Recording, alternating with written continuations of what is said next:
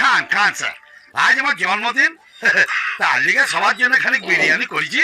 আপনিও খান স্যার, পেট ভরে খান। আরে জন্মদিনের দিন বিরিয়ানি কেন?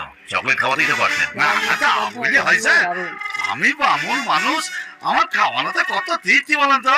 তার লেগে তো সেই সকালবেলাতে আমি এই বাজারে গিয়ে সবচেয়ে নধর পুরুষ টু পাঁটাটোকে কিনলাম।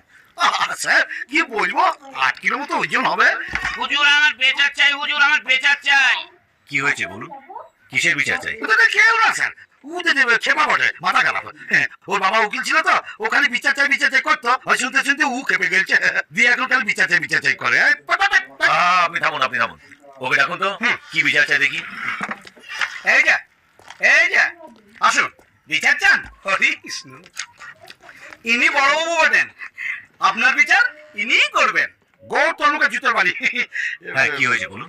কিছু না, চাপ। আপনি থামুন।